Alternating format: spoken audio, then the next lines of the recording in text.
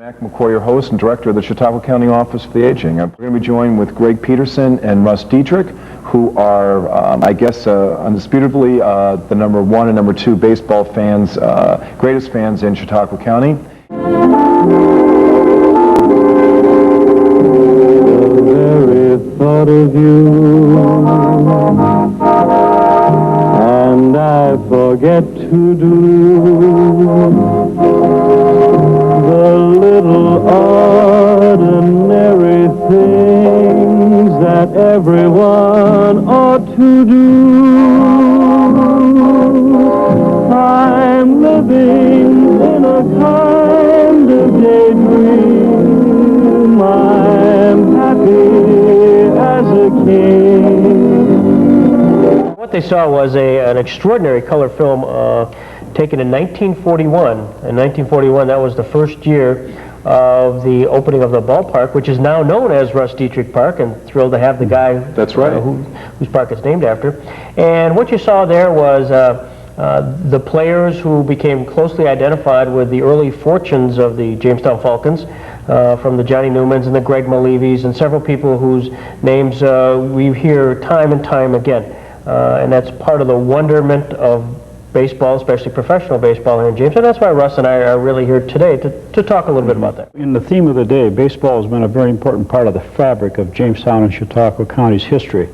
And as you mentioned, Johnny Newman and Greg Malevi and Jake Pitler, who was a manager at Olean, who spent some time in the summers at Chautauqua, I believe, also. And then we think of some of our local people like Ted Wybernack, came here to play baseball and lived in Jamestown following that. Was a great citizen in our community. Lyle Parkhurst was born in Jamestown and lived here as a youngster, and went on to be not only in the Falcons, a great pitcher, but moved up in the baseball ladder. And those people are great athletes and a great asset to our community, even when their baseball days ended. And of course, we were excited this last year when Nellie Fox, who played here in 1944, he was a center fielder for the Falcons in 1944, went on to be an all-star second baseman for the Chicago White Sox, and now in the Hall of Fame in Cooperstown. So they've all been here in the stadium and in the Jamestown baseball program.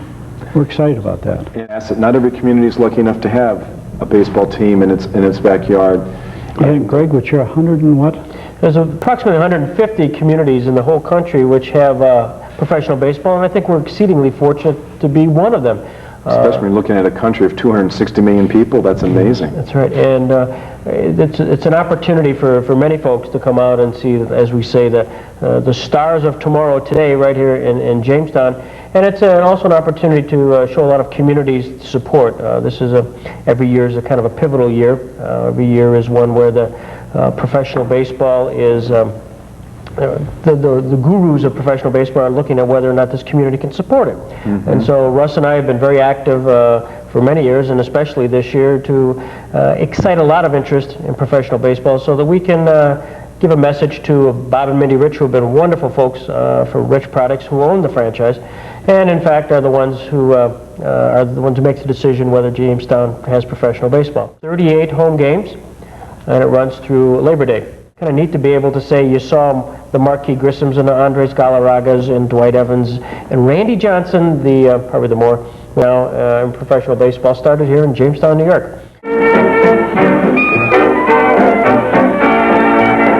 Between 1940 and 1950, penicillin was introduced, and the atom was split.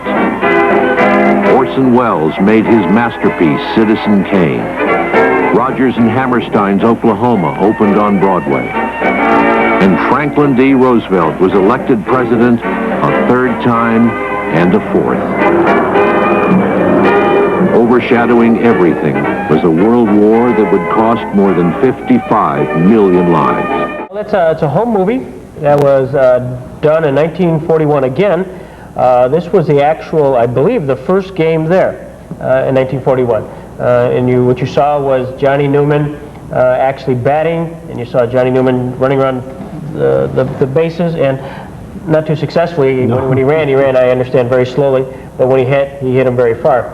This is, as you said, Russ, Chautauqua County's only professional athletic team in Chautauqua County. So it really is Chautauqua's team also. Oh, absolutely. When we look at different portions of the county, north, east, west, How would organizations, senior citizen clubs, any church groups, how would they get more information if they did want to have a group outing to one of the games? I think we'd be comfortable, Ray, if you give some details. I'm sure the Jammer staff would be more than happy to go out to organizations and, you know, if they want to be a part of their program, to speak to them, provide information for them, and there's some phone numbers and some other information that Greg could share with you that they can get in touch with the Jammers. And what we can do is, as we've had in the past, if you do want to get these numbers, you can supply them to us, and we can get them to our aging service offices. I'd be happy to supply them right now. It's okay. 664-0915. It sounds like a telephone here. But anyway, 664-0915. Norma and Mike Ferguson and Jeff are terrific staff. And I might add that Russ and I, this past year especially, have made our way clear to do a lot of speaking for service clubs and organizations. And they have group nights down at the ballpark where an awful lot of organizations have decided, hey, rather than have our picnic someplace, we're going to do a little bit different, because they have opportunities at the ballpark to have, they got tents, they've got the food there, and obviously supplied entertainment, and the best entertainment around in the fact of watching a baseball game.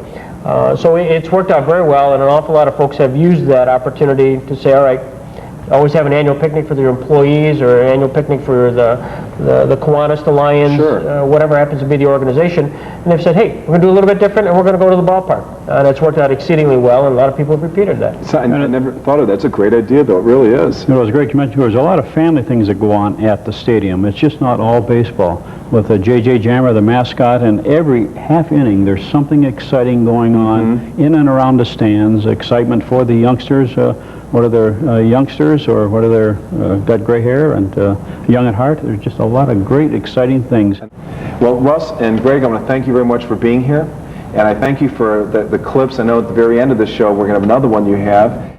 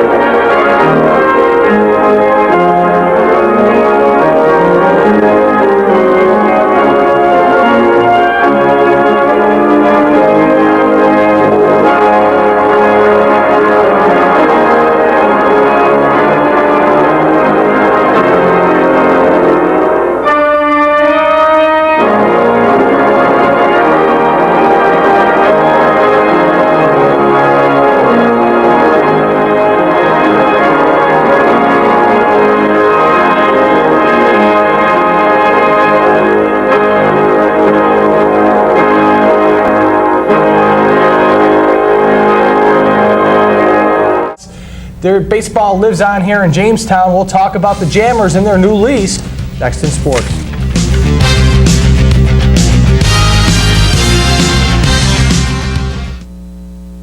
Jammers in the city of Jamestown have finalized the new lease agreement. The Jamestown City Council gave it a thumbs up tonight over at City Hall. The lease will keep the Jammers in town for at least another 6 years. Bottom line, professional baseball in Jamestown are a great fit.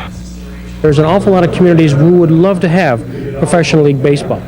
It's become a hot commodity, and the fact that we have it, I sure am glad we don't have to say we've lost it. We know that the city of Jamestown, with the improvements they're making, really wants us here, and it makes us feel great because we want to be here. Rich Baseball, Bob and Mindy Rich, wanted to be in Jamestown, and like people have said, this is only one of 150 communities that has baseball.